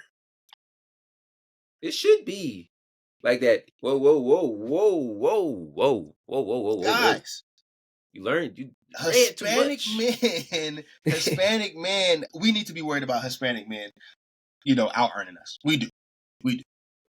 Not for the reasons that you're saying. We need to be worried about making sure that, like, we have even that same. They don't have You a almost, pathway. you're They almost like there. You almost got it. You you're almost so got it. You're close. right. You're right You're there. so close. It's not Why necessarily. is that a concern? Think about it for a second. Why? Let's go talk to our Hispanic brothers. Do you feel like you're getting paid the right wages? I mean, we are earning y'all, but I mean, I feel like we could probably put some little bit more on it. Yeah. What about You do. what about the Asian brothers? Y'all feel like y'all? I mean, shit, we can't even get in school no more. This shit crazy. Yeah, I wonder why. Like, how come y'all percentages drop? Like, what the fuck? You ever look at the majority percentage, like 89% of who got accepted, what they look like? You know what? Y'all numbers stayed static. It was 14 the whole time. Yeah, that's odd, but we don't make up 14% of the population. Don't you think it should represent something somewhat close to what it looks like? Yeah, I mean that only makes sense, right? Now we all turn in our direction to the 1%, as we should. Like don't talk about the Hispanic people. Talk about the Everybody want to follow the money until it's time to follow the money. And like you said, white people have done a really good job amazing at, job. at creating this system, and where we all end up cannibalizing ourselves. And it's like they are They smoked lining, that one. like They smoked that. when they get on their shit and they start talking about we Ooh. have created this great system, and it's like it's always the supremacists, the outright supremacists that talk about how much they love Western culture and all this. But reality is Western culture has done a really good job, and Western culture that has now spread throughout the world has done a really good job at exploiting people and making people feel like their brother or their neighbor is the enemy. No, no, sir. That's not how it is. So the question I pose to you it's rhetorical. Should black men be worried about the Of course. Yeah, wealth? it's definitely something we should be worried about. I always hate the argument of like just lock in. Like I say it as a joke to myself all the time, like Right. lock in. Because there is some like you do take responsibility for what you can get, what you can Mm-hmm. do. Like if I want to lose weight and lose fat, it's like, all right, you have to walk and you have to eat the right foods. That is what I can control. If you roll your ankle playing basketball, the best thing you can do is just sit down. Like it doesn't matter if you can't just lock in on that. Like there is no locking in. You probably should just let it rest. But you address the ankle directly. You don't address how you did it necessarily unless you were wearing the wrong footwear. Maybe you address the footwear after the fact, but like you address the ankle. You don't just lock in. And so if you're just spending your entire time just on some barbaric lock in shit, and it's like, bruh, you are working hard and not smart because there may actually be someone on the other side of that tug of war game and your back is turned. So you don't know Who what's actually pulling against a you. who's lock in is stop them. Like Yeah. you out here locking in, working extra hard, putting everything you got into it, and somebody else is working hard and locked in on stopping you. And they working harder than you. They got more resources than you. They got more hands than you. So all those times you're like, man, this would be so much easier if I had XYZ. And XYZ feels like it's right in reach. And every time you twist your ankle. And then you realize, wait, what's going on? What's really going on here? And then you start looking at the court. And then you start looking at the footwear. And you start looking at these things. And you're like, wait, hold up now. Eventually, somebody's going to have to worry about it. And you are doing your family a disservice as a man if you continue to just lock in on the work aspect of it and don't change the material reality for those around you. That's a part of the game. That's a part of it. And I don't want niggas to get into that mindset. And I think about it all the time, how a lot of our grandparents were entrepreneurs. A lot of our grandparents owned businesses, you know.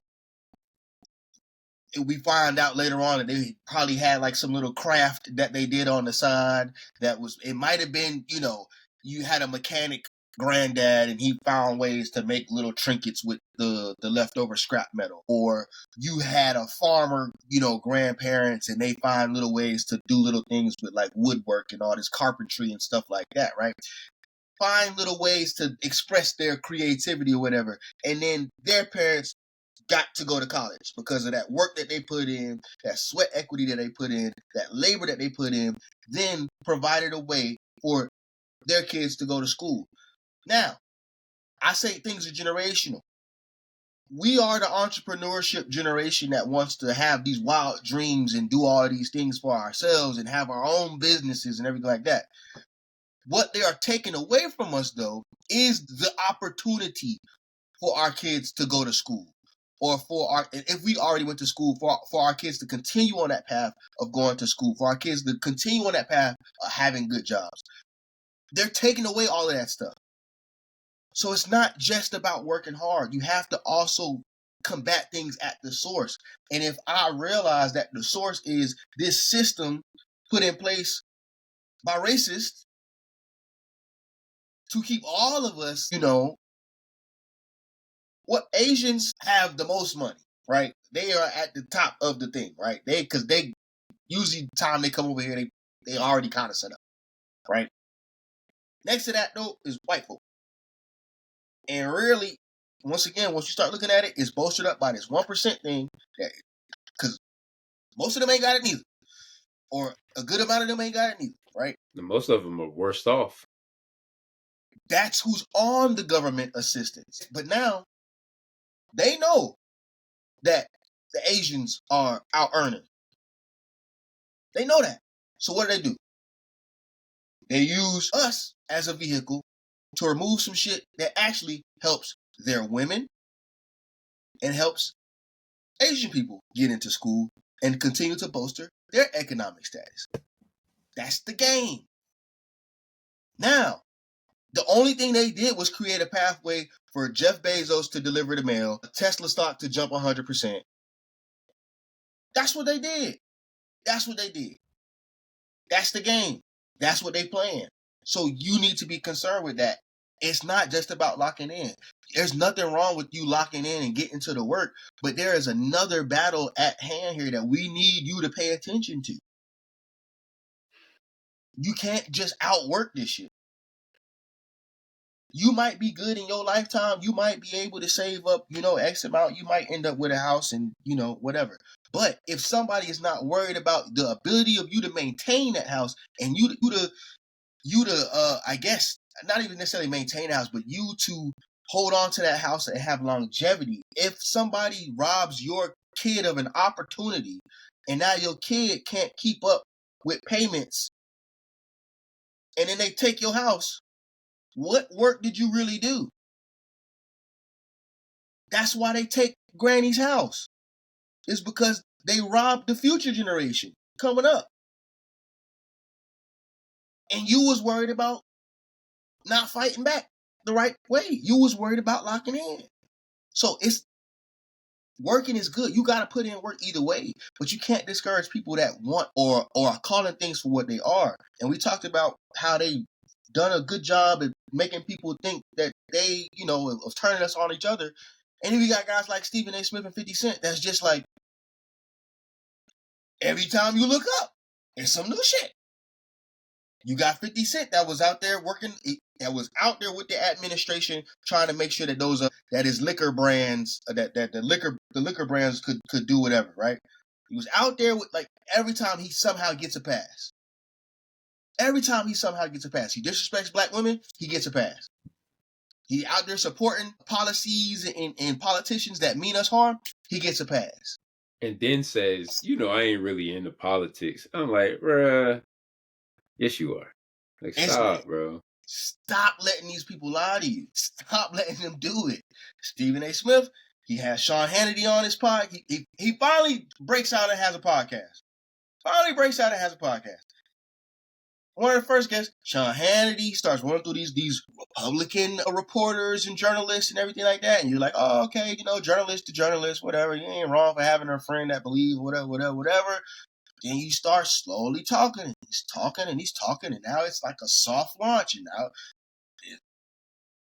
we're here. Now, then Trump deserves a pardon. Then it was an insurrection because there were FBI informants at the insurrection. That's where they're supposed to be. They're informants. Don't be surprised if there are FBI informants who are KKK members at a KKK meeting. That doesn't mean that the FBI is the KKK. Now, the FBI definitely got some KKK tendencies. Yeah. But that's not the same thing as the FBI agent being in the KKK. Yeah, informants are employees, but it's not. It's more like an independent contractor, not even really like an employee. Bingo. Like they still kind of doing whatever they do. But like if we had actual employees there, and then obviously for obvious reasons, you can't tip the hand as an informant before it happens because that would put you in danger. American Gangster, Untouchables, The Departed. Some of these are fictional, some of these are real, but they're based on reality. Like, some of these are real stories of gangsters, real bad people that become informants. They still do their dirt. They kind of have to do it. Roland Martin brought up a story about and it was like the 50s. It was either I think it was the 50s. And there was a white woman that had her that was murdered down there as a result of some stuff. I don't know if it was a white woman or not. I don't remember that part. Oh no, there was a black lady that was killed. It was a black lady that was killed. But the only reason we know is because there was an informant that was with the people that did the killing. X that times how many we don't know because there wasn't an informant. Yeah. That does not, like, I am not shielding the FBI here. What I'm saying is people being FBI informants isn't necessarily an indictment, or that means that the FBI is responsible for a thing happening. Like, the insurrection is Donald Trump's to own. That is white folks to own. That is not necessarily proof. Because there were informants is not proof that they're like, and that's such a dumb thing to say. And as somebody that is an educated, well-educated, seems to be black man like Stephen A. Smith touting that type of garbage. Don't piss on my back and tell me it's raining. Like, don't do that. And then come back and just act like it's all good. Like we like I'm supposed to keep listening to this man talk. What are we doing? But you are locked in. You, black man, the majority of people that listen to this show, you are locked in. And this is the type of shit that they doing. And they sneaking it in. And you think that because it's Stephen A. Smith that, he's a trusted source and he's a good black guy. But you hate Mark Lamont Hill. You hate Roland Martin. You hate... What we doing? But you love the guy that's telling you that, hey, man, the insurrection was actually an inside job. Nigga. So, I don't know. I really don't know. It's not again to because we talked about this I guess 3 weeks now. But the Andrew Schultz shit is really highlighting some shit for me, man. It's really that, and really the Kendrick Lamar Drake beef is highlighting some shit. As much as I got on to Kendrick and Kendrick fans for making this shit, using it as a vehicle to get at interracial people or be xenophobic, the way those same people have given passes to motherfuckers who are not even flirting with that line, who are coming out as outright agents of, that's what they say, sexy red agent. If she an agent, 50 Cent, damn sure an agent. If she an agent, Stephen A. Smith, damn sure an agent. They've contributed more to the community in any way. They have more pull, they have more influence in the community than Sexy Red could ever have. Like, it's not even close. Like, both of those guys, they have a responsibility to the community to play it fair, especially the journalists of the two. And they aren't even trying to be subtle about it anymore. So obviously the atmosphere has the environment rather has been cultivated in such a way based on politics to where they feel comfortable to be that way. And then I think they also have just made a shit ton of money. I mean, every time we look around, we see how much money Stephen A is making, and 50 Cent's always talking about shows and business and one thing I do dislike a lot of times in our community, but this is a big problem everywhere. It's just like how business has to be done shrewdly, Mm. and it's just like I feel like there's got to be another way for us to do this, and because the shrewdness isn't oftentimes done to the people who have been historically shrewd to us.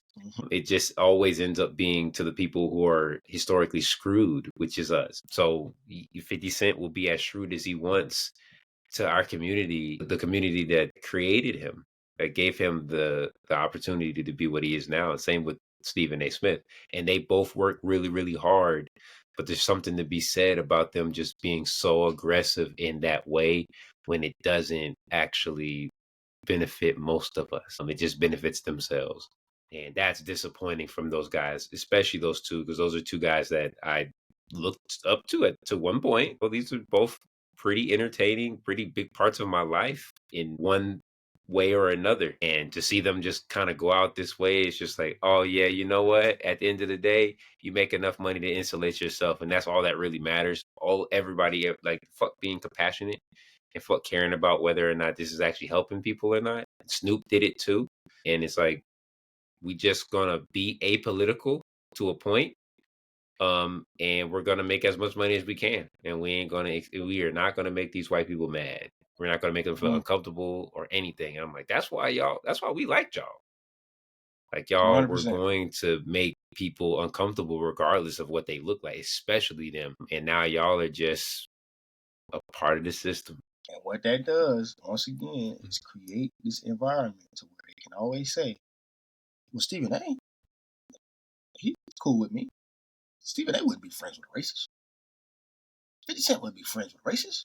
Charlamagne, I wouldn't be friends with a racist. Oh, he says that? I know Andrew. So I don't even, when people say that he's racist, I don't even. On the current podcast episode, this man said, because they were talking about, again, they was copping pleas because now this shit getting hot. Mm-hmm. It ain't just Twitter no more. Yeah. Now the shit getting hot. And once again, oh, well, I have to have Uncle Donald look into their taxes. It's a joke.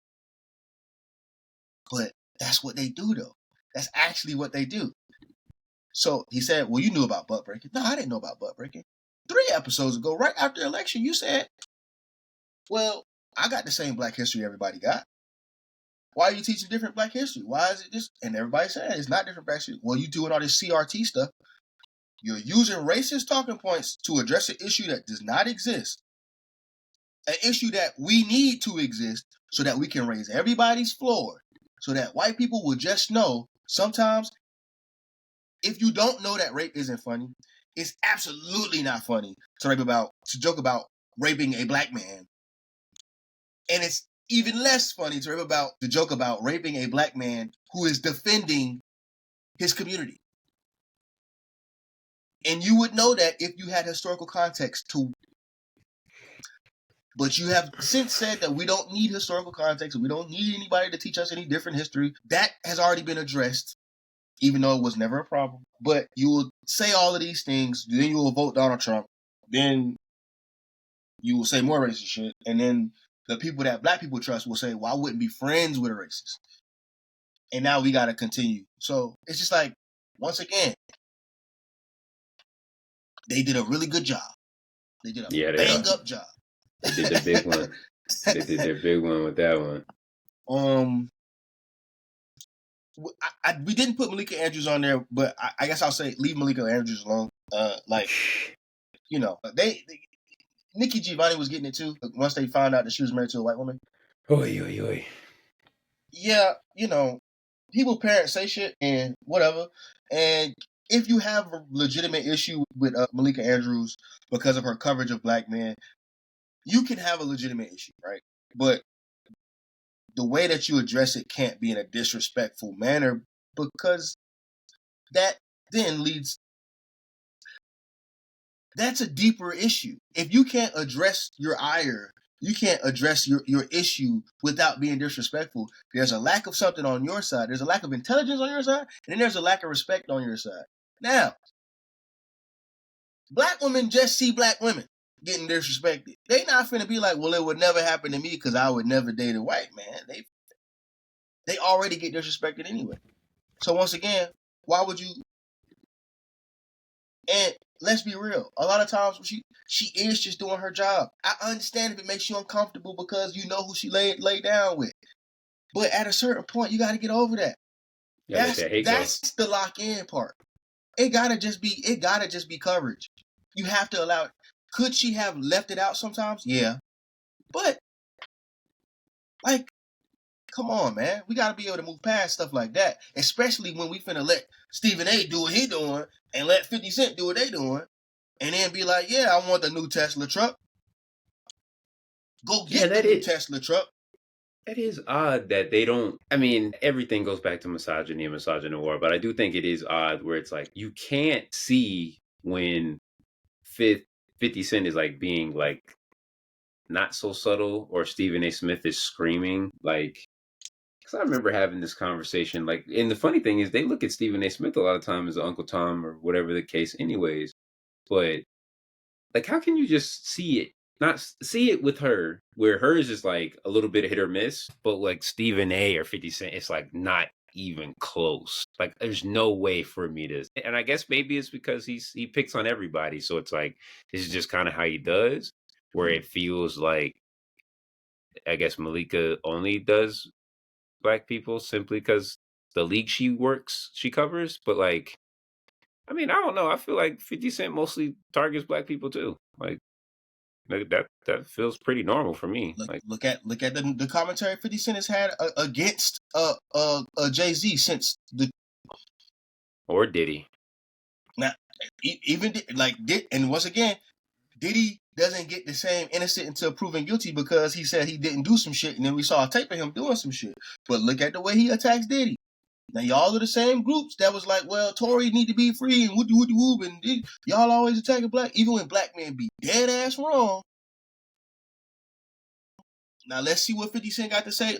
50 Cent has had some shit to say about Hove. And the Hove case is they are debunking as we speak. Yeah. But that post was up. So who do we attack for attacking black people? Yeah. Why is it like, only black women? Yeah, then don't shoot at Van. Like, shoot at Fifth. Like, shoot at Fifth. Yeah, I think everybody else is playing it pretty fair. So yeah, but this just shows me is that you can't really play fair with niggas. Like, they show their side, man. You gotta, hey, they ain't leaving they square. So you For sure. don't even leave off yours. Like, in 2025, I promise I am going to be a lot less patient with y'all who are showing y'all colors more apparently, because it only just ends up with me being hurt, or like me looking around after being so generous with my time and shit, and just looking around and be like, you know what? Yeah. That don't matter. That doesn't matter to people, at least not in the ways that I think it would matter. Like, Yeah, for sure. you don't get any cachet for that. And most people are operating like that. So Fifth should not have any cachet with the culture at this point. It's done. It's a wrap on that. I think last point, because this will be maybe not our final episode of the year, but I doubt we're recording the episode next week because it's Christmas, Cool. right? Gotta be. Um, Yeah, it's literally on a Wednesday. Yeah. So, what I want to do, I saw a thing. You had commented on it too. The basketball movie tiers. Yeah. This What let is me mark this so that because this would be something you could probably put out for when sure? But it's not. What's your Christmas movie tier? especially. So here's the thing: not really that big on Christmas movies unless I've already seen them. So Okay, all mine are gonna be literally nostalgia plays, right? right. So number one is A Year Without a Santa Claus. 10 out of 10. That's attached to my grandmother. It's something I can still watch. Yeah, As well as you could probably put this as 1B, Charlie Brown Christmas. You can put those like right next to each other. for You know, sure. you can never go wrong with those. Now, for some more, I guess, still old, but like not necessarily cartoons. Big fan of which one is it? Which one is the Christmas one? Home Alone 1? Is that the Christmas one? Or is that Home Alone 2? No, Home Alone Home 2. Alone 2. Yeah, Home Alone 2.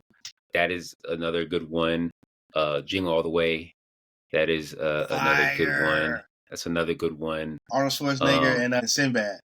Beautiful, amazing movie. What else do I I got a like? mean Oh, Arnold Schwarzenegger impersonation. okay, okay. The Griswolds can never go wrong with National Lampoon. Though I Okay. like Vegas Vacation more, but the Christmas one is funny as well. I think those are the ones I can think of off the top of the head. I know you're probably gonna name some that I like, but I know off the top of my head, I'm surprised I was able to even name 5 of them. But those are Yeah. some No, that they're I super random. really, really enjoy. So my Christmas isn't complete without viewing. My Christmas doesn't even start until I watch The Preacher's Wife. Okay, fair. Oh, by the way, too, Denzel, Whitney Houston. the live Grinch. That one Oh, is slap, another. slap. Yeah, that's another good one. I would say The Preacher's Wife is probably my number one, just because like it remind me. On top of it just being a fire ass movie, dope holiday movie, it reminds me of home. You got Denzel, you got Whitney. It's a fire soundtrack. Gregory Hines tap dance, like you got so much in that movie. Then you got I think if I had to pick a second one, it would be The Year Without a Santa Claus for sure. And then I would probably say live action Grinch. That's a crazy one. That's a good one.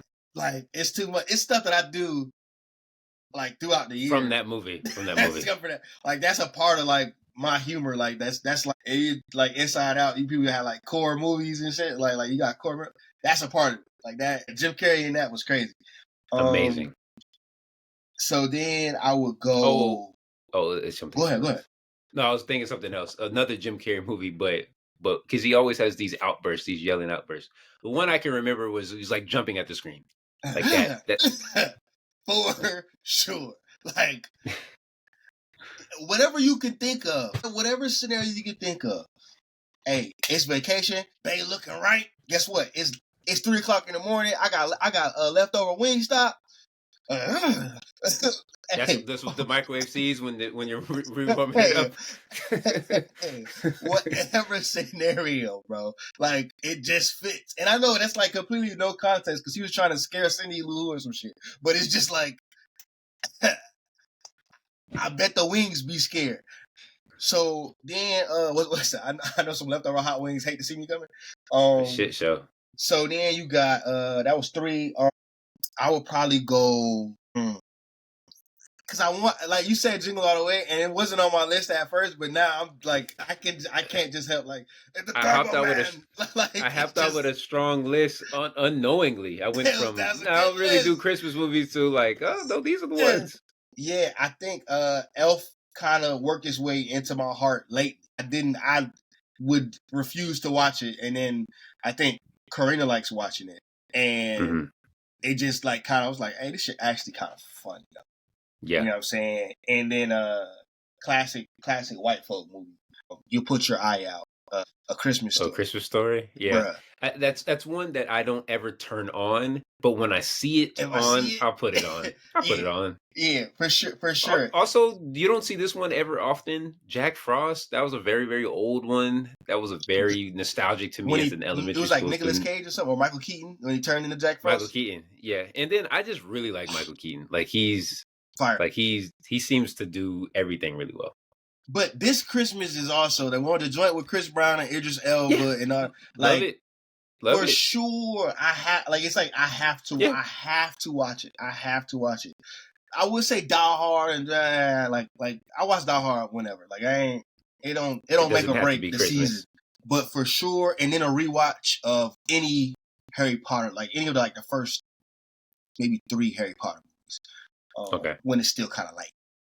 But yeah, so that would be my list. So I'll probably put that up and like you know what I'm saying, y'all do something on Letterboxd so you guys can, you know what I'm saying, pick from the list that we got and see what y'all can add to y'all catalogs. Like if it's something that y'all haven't seen, like the National Lampoon joint, like I know that's it always on, but unless you got somebody that's making you watch it, you probably not gonna watch it. Especially if you like Which was my pops. My ex- pops was the one. We're watching this, and it's like, all right. exactly. Speaking of movies, real quick, I know you're wrapping up. What did you think about the Denzel clip when they asked Denzel, like, oh, I have a Francis Ford Coppola shirt, a Stanley Kubrick shirt, and the guy asked him, what's your favorite Stanley Kubrick movie? And he was like, I ain't seen no Stanley Kubrick movie. He was like, I used to rob people coming out of Stanley Kubrick. And then he was like, he said, I didn't start going to the movies until I was 20. He's like, that's a lie. I did go to the movies when I was a teenager, but it was to like go see Shaft or Superfly. What did you think of that? If you saw that interaction? I'd seen bits and pieces of it. Sound like a Brooklyn nigga to me. I don't know. I do think I will say this. I think it's funny that one of the things I had to unlearn is that people who are good at things don't necessarily give that much a fuck about the thing themselves as entertainment per se. Right. So like people who like play a lot of basketball, like NBA players, like when they're not playing basketball, like they're far away from the game. Like even their warm-ups, like like you'll see CJ Stroud who plays football, you'll see him out there throwing a baseball or shooting baskets or swinging a baseball bat or things like that, where it's just like, hey man, this is what I do, but this is not who I am. You know what I'm saying? And I think a lot of times we look at Denzel Washington as just the actor when he's just like, I'm really good at this. And I obviously enjoy it because I do it, but like, I don't particularly want to study this shit. Like, I want to, like, I watch it because I'm enjoying it, but that's as far as it goes. I'm not rushing to the movie theater. I identify with that. There was like a read on it that it was like white people always think that their stuff is the standard and everything. And it was like, I get where that's coming from, but I don't think I don't think that was the check that Denzel just put on Buddy. I think the Yeah. check Denzel just put on Buddy was like, I don't watch movies for real. Yeah. Like I think that was literally just like bro, I was trying to get in movies. Like I was trying to be an actor. I wasn't watching movies. I had to worry. Denzel is a very much lock in kind of guy. Like he's like the work ain't on the screen. The work is trying to get on the screen. You know what I'm saying? And And like he it's also is sometimes a Shakespearean guy. it's hard to watch stuff when you do something. Sometimes it's hard to do it for just enjoyment. For sure. Like like if you make music, a lot of times you'll just be studying music. And it's like, how do I get back to just enjoying music? And sometimes that just looks like not listening to music. Or listen to some shit that's Or completely like, yeah, obscure. or old, or like something that's Exactly. way out the way. Like it sometimes it's hard for me to listen to new music, not because it's not good, but because it's like, I already love this, I don't have to spend any time to think about this. Whereas new music, I'm going to inevitably think too much about it instead of just enjoying it. And I would imagine same with chefs. Like chefs probably like fine dining, I'm sure. They probably really like burgers. They Heck, probably really like the halal cart. You know, like they don't need yeah. anything special per se. Yep. Yeah. Well, Anyways, yeah. wrap Merry that Christmas, you up. guys. Yeah. We may see you guys before the new year, but we definitely won't see you guys next week. So, Uh Merry Christmas. I hope y'all get everything y'all asked y'all baby daddies for. yeah. Hasta la vista.